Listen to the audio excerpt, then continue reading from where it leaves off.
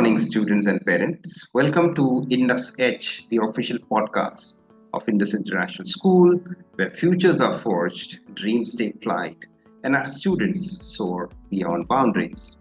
In today's episode, an inspiring story, we're joined by another exceptional young mind, our very own Indus Eagle, who have charted their path to some of the most prestigious universities, including Columbia. This trailblazer has not only excelled academically, but has also demonstrated extraordinary leadership, creativity, and resilience. Her journey is a reflection of what it means to be a global citizen with innocent spirit, rooted in values, driven by purpose, ready to shape the future. Today we have Abiya Syed, the co-founder, college application advisor, and curriculum lead for Daricha Tutorials, a school in Afghanistan, a school for Afghanistan girls, founded in response to their ban on women's education.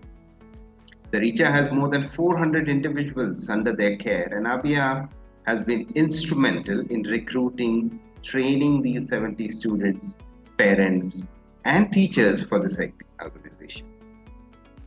She has also developed the curricula with the help of the tutors, personally tutored for more than 4 hours a week, and also managed collaborations with 19 underground schools that administer the GED test. Abiya is also the head girl of class of 2025. She is the first recipient of the most prestigious Mahatma Gandhi Award at Indus International School. And I'm very proud to welcome this talented student of ours. Welcome, Abiya.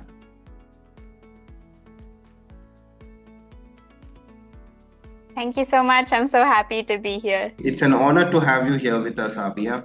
Thank you for agreeing and talking to us this morning. Please share us. Let us begin with your journey at Indus International School. How did it all started? What was so important of this whole journey? The stepping stones and the landmarks that you experience in this entire journey. So if I speak about my high school journey, I think I would definitely say that I was very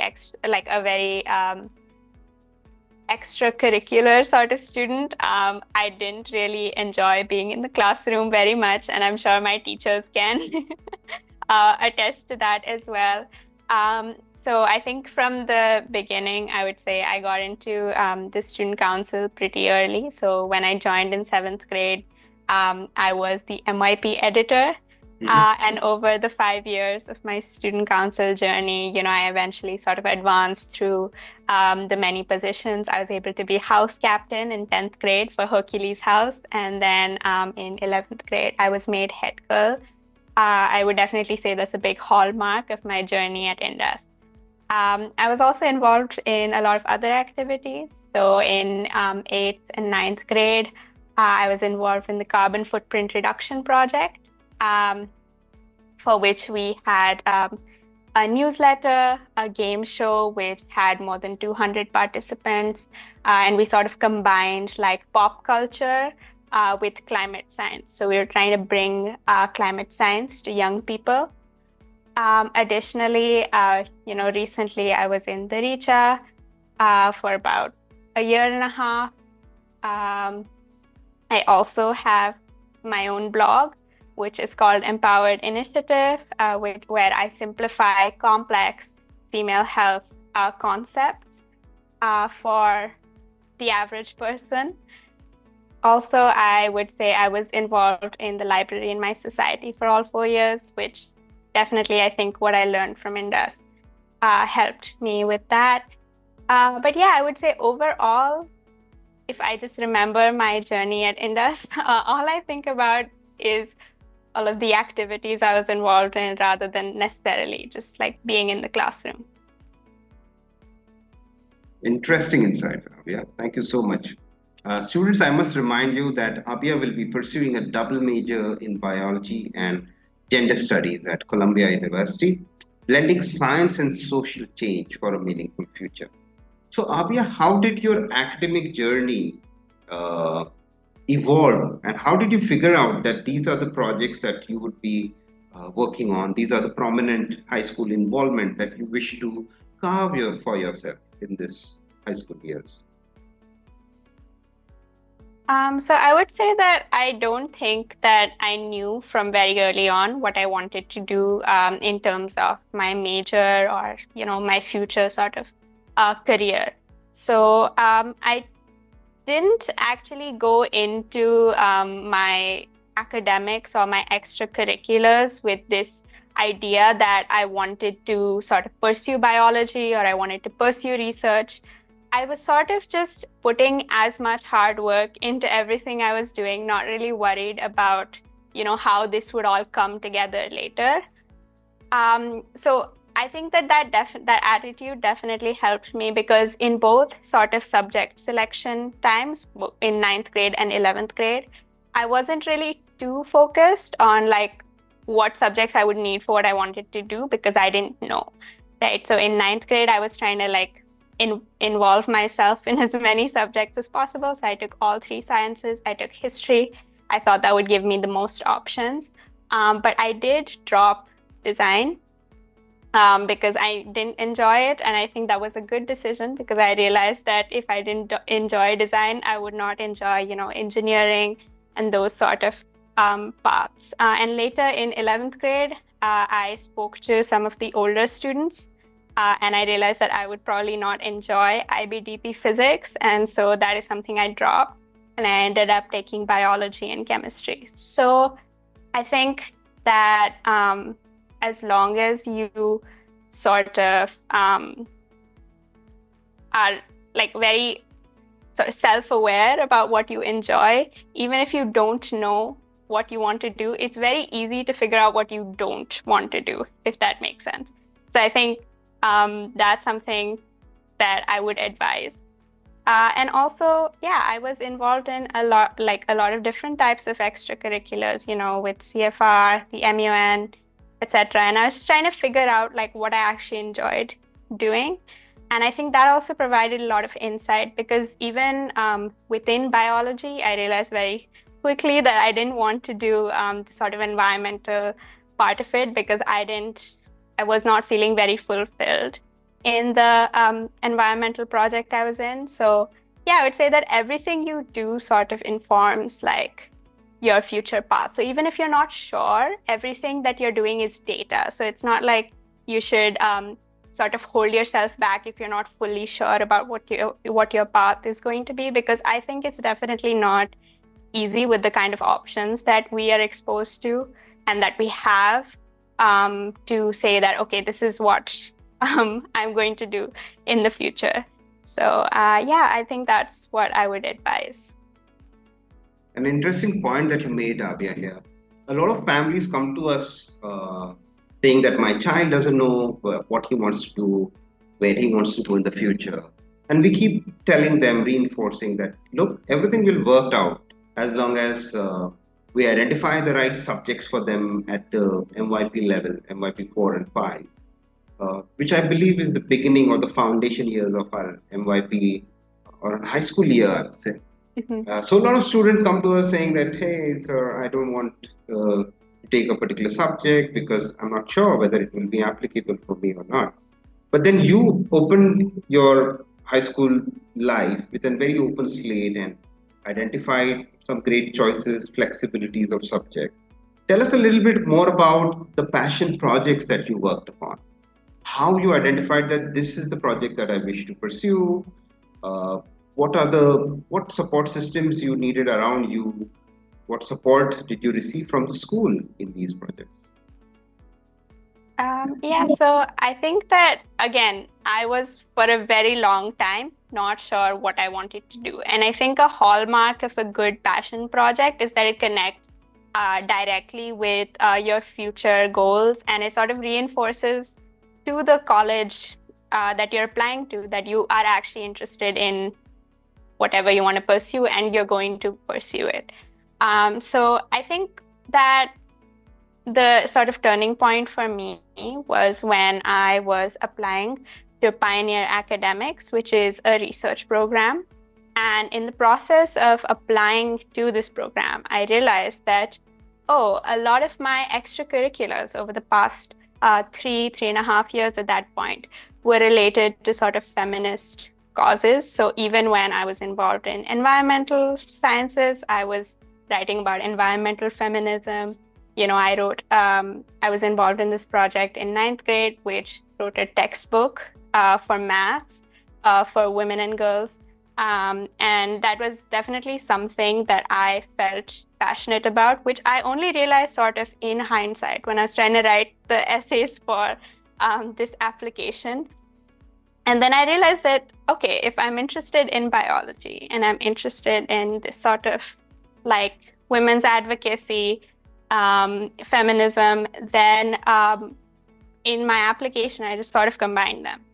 And the more I thought about it after writing the application, in the process of it, the more I realized that that was really something that I was passionate about, and it wasn't something that just sort of, I just like shoved it together for the purpose of the application. And so eventually, when I got accepted to the program and I did my research project, I did it on endometriosis, which is a reproductive condition that affects about 10 to 15% of women. And isn't very well researched. So we don't know what causes it. We don't know how to cure it. Not a lot of research done there. And in the process of doing the research, again, I realized I'm very interested in this. I was having a lot of fun. My paper was also selected. It was a finalist for the Pioneer Journal, which only about 5 to 6% of papers in 2024 were selected for that. So yeah, I think that taking a sort of retrospective for me was very helpful. And I think it also helped that I did a lot of things, right? So I had a lot of data. So yeah, and then my passion project after I realized that this was something I wanted to do in the future was I started a blog, which simplified female health concepts. And although I started pretty late, I started in the middle of 11th grade, which I would say, like for a lot of people, that's quite cutting it quite close. I was very sure, like I knew at that point that this is what I want to do. And I was able to churn out sort of content for that blog pretty quickly because once I had a goal, it was really easy for me to, mobilize, if that makes sense. Mm-hmm. Interesting. I mean, a lot of times when we start a project, we don't realize how big that project could become. But the way you had your commitment, your conviction for the project certainly helped you in this entire journey. And I'm sure receiving offers from Columbia, this was the project which stood out the best. But tell us a little bit about how your leadership role at Indus Pune help you in identifying the student agencies that you would be pursuing, how you would address your student body, what kind of change would you bring in to the way the school functioned, and what was your goal towards contributing to the school when you stepped into the student council as the head girl? So I would say that I really love Indus.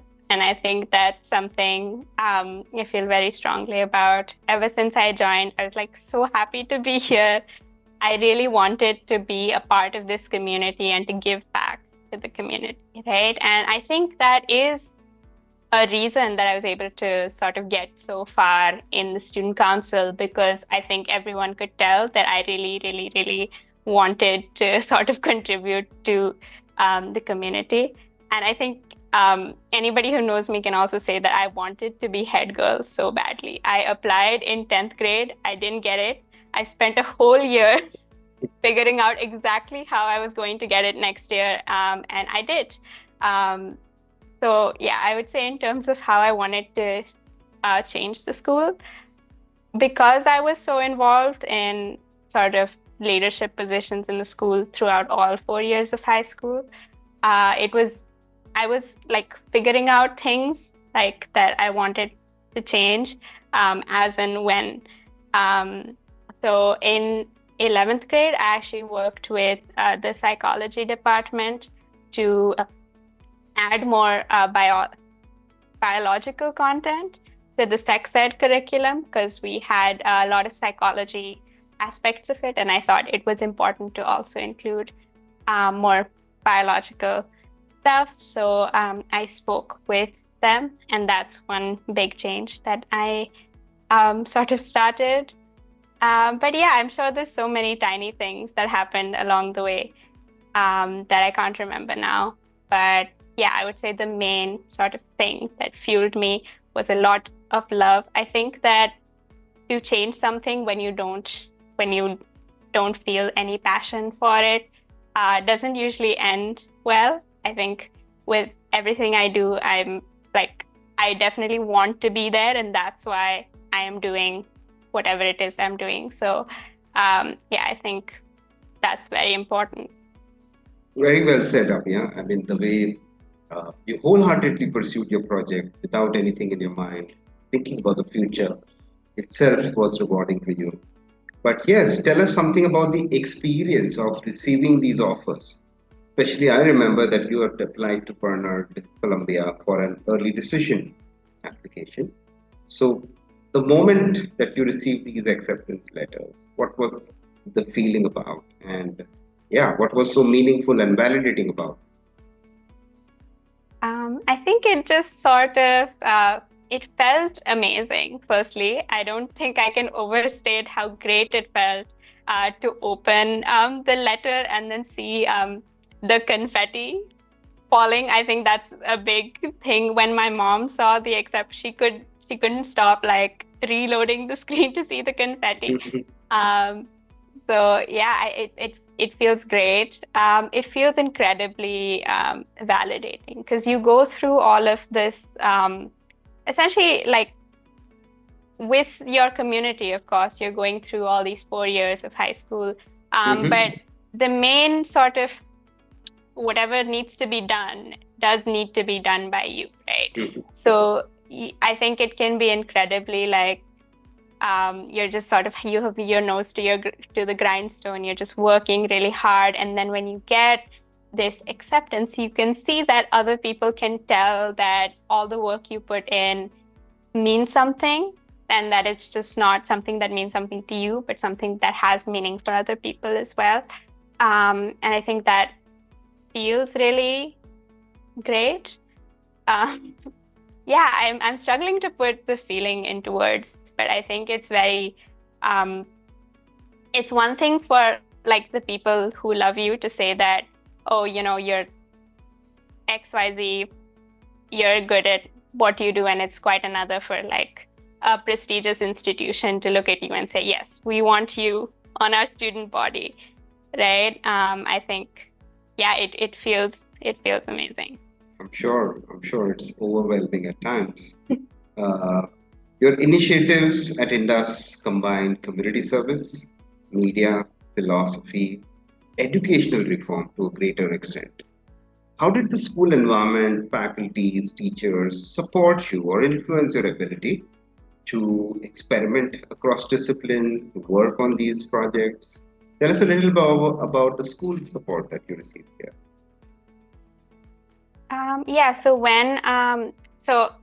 a little bit of context for Daricha is that I applied to this program called the IB and 100 Youth Ambassador Program, which is something that the IBO runs twice a year. So I was selected for that from like I think 1,500 people, just to be a part of like 12 weeks of seminars about the Sustainable Development Goals. And there were also like many other young people who were involved in that. So we also had like a lot of networking opportunities. And over in that program, I actually saw the message from my friend in Afghanistan, Mohadesa, who was sort of talking about the situation there. And she was saying that she is trying to reach other tutors.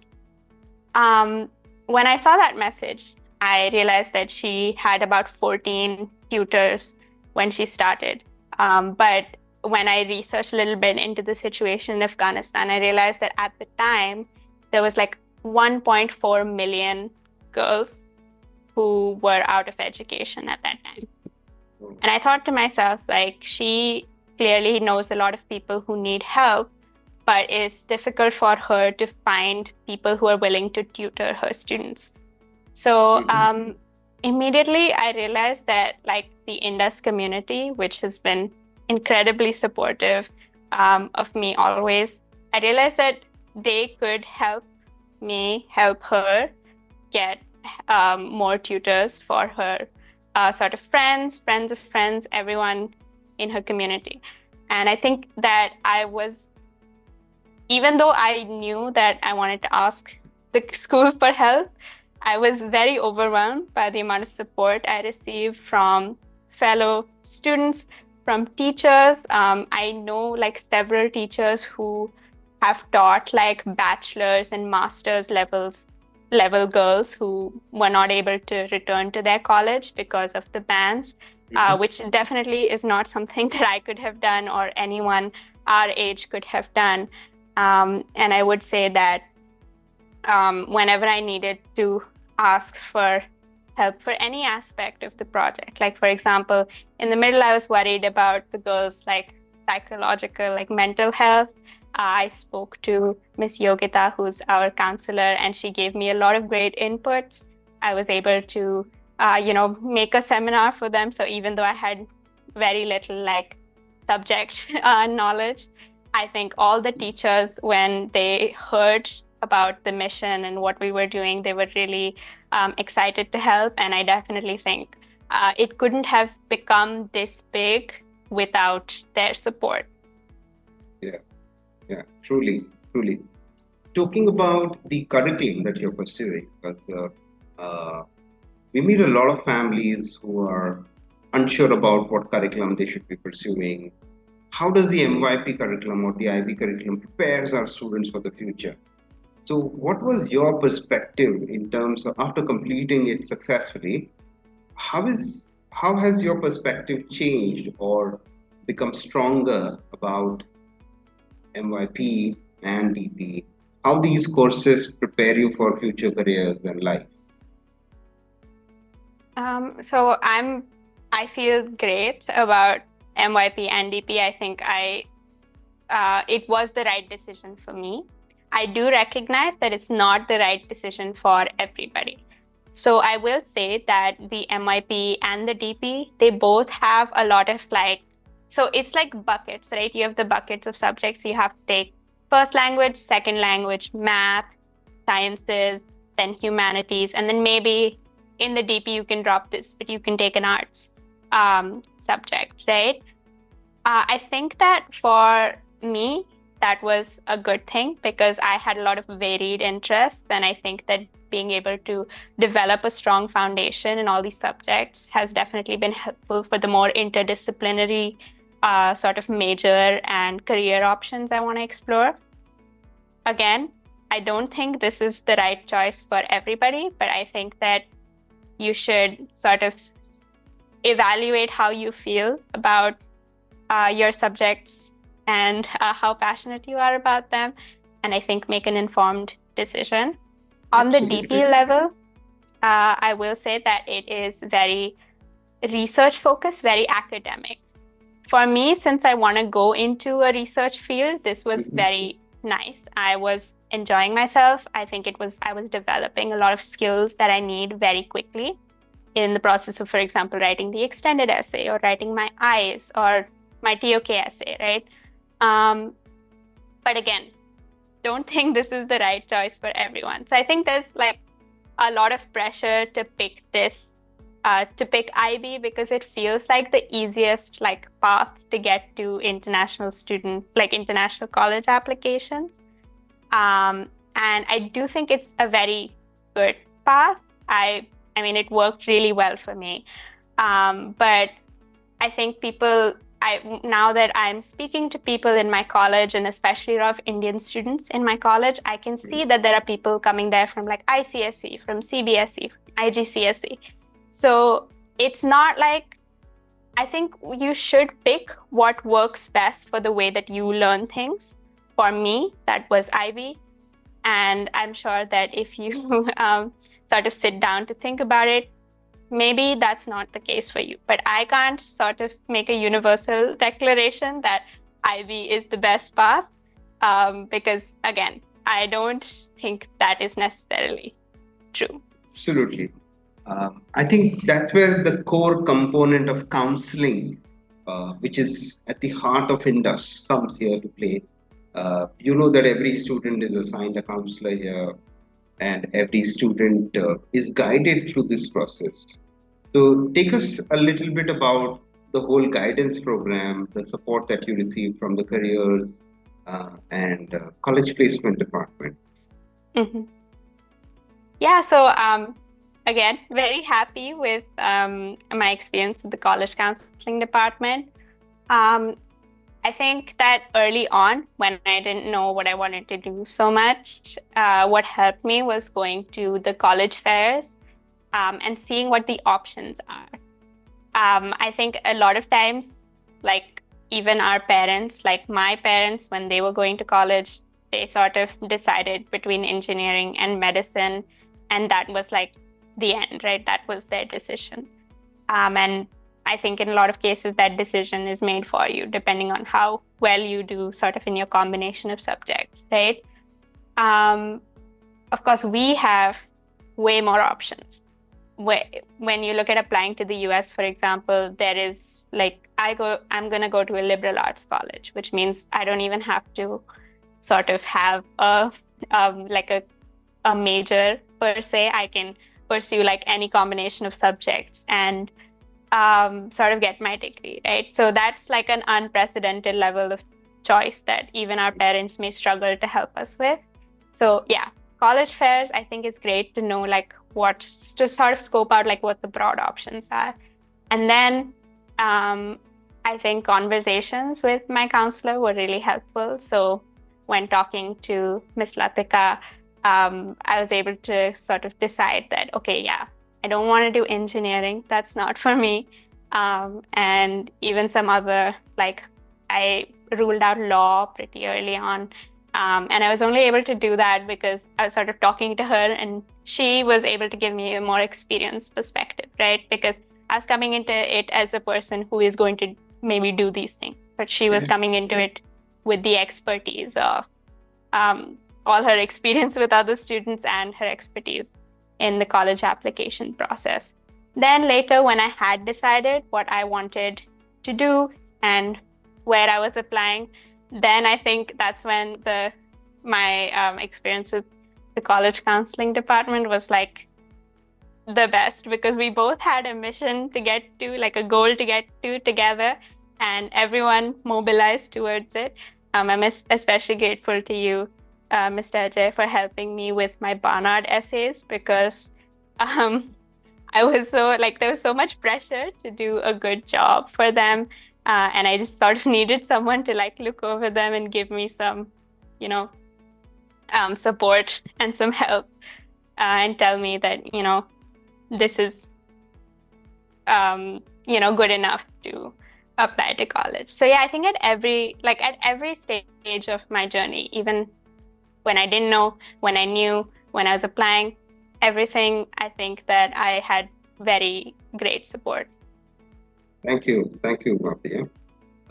Let's talk about the teachers that you worked with. Let's talk about the subjects that you are working upon. Like biology is going to be your major. So definitely the teachers had a lasting impact on you in your formidable years. So tell us a little bit about your academic journey at Indus. Yeah, so I think that your teachers can definitely make or break your experience with the subject. I was lucky enough to have pretty consistently great teachers in biology, which is why, I mean, maybe it was a factor in me choosing to do this forever. But yeah, I think it's important to have like relationships with your teachers, and not in a sort of transactional way. Like I know a lot of advice is to have a relationship with your teacher because you need them to write you a letter of recommendation. But I think that that's not really fair to your teachers, right? They're not just like a means to an end. I think because I've always been pretty close to all the teachers that I liked. I was able to, have my questions answered when I needed them, get feedback on my sort of formatives and summatives, and have, just like the extra sort of support, which you can't quantify, right? When you know that there is someone in your corner, then that's definitely like a pillar of support that you have. I think also that meant the teachers were honest with me. I will always remember in 10th grade, Mr. Pushkar, who was my physics teacher at the time, essentially, he just told me that I don't think you should take physics in DP. Not because I was doing particularly badly in his class, but because he could tell that that was not like something that I was really enjoying. Yeah. And I hadn't really arrived at that conclusion myself, but because he had so much experience with students, he could very easily tell me that I don't think you should be here next year. And I was able to take his advice. So yeah, I think I've always maintained that having a good relationship with your teachers is important. And of course, when it came time to get my letters of recommendation, I had a pretty, I think, smooth time asking my teachers, and everyone I asked said yes. So yeah, I didn't really have a lot of trouble with sort of even filling in the form to write like anecdotes with my teachers, because I was always sort of talking to them and asking them questions and, doing whatever I could. Yeah. And I think it's good to get into that habit, because it's a little awkward to do it when you don't when it's like just in 11th grade, if you realize, oh wait, I have to write I need someone to write my letters of recommendation, sort of like then making the effort. I think it's maybe a little too late at that point. So just sort of getting into the habit of just like respecting the people who are giving you all this knowledge and making your educational journey better. Absolutely. I'm really glad that you brought this out, the aspect of letters of recommendation. Because at times students take it really late to think about the people that they wish to approach and then filling up the forms. But this is a very important advice that we reiterate many times, that identify the people who will be able to articulate your strengths in the most effective manner. And those are the people that we should be approaching, irrespective, regardless of the subject or the career that you may wish to pursue. Because universities are not really looking at clarity about careers, but they are looking at clarity about the choices that you have made so far. And are you enjoying those classes? Are you contributing to those classes? This was reassuring. Thank you so much. If you have to give an advice to younger Indus students and Eagles, what do you think defines your legacy? What is something that was so meaningful that you created an impact and you would encourage them to make meaningful impact in the future? So tell us a little bit about the legacy that you would be leaving behind and the impact that your future Indus Eagles should be making. So I definitely think that when I think about my legacy at Indus, I hope that it is one defined by purpose. I spent a lot of time, not knowing, not being sure of what I wanted to do in the future. But I think that even when I didn't know, I was always making sure that I was doing my bit for the people around me, for society, and eventually for the world. I think that a lot of people actually come and ask me, right? Like, how do you figure out, how do you get these opportunities, or how do you figure out what to do? And I would say that being proactive always helps. I applied to everything that I got from the college counseling department. Even I was on LinkedIn, whatever I saw people posting on LinkedIn, everything sort of that I felt that spoke to me. I was applying to it. I was doing it. I was putting in an effort.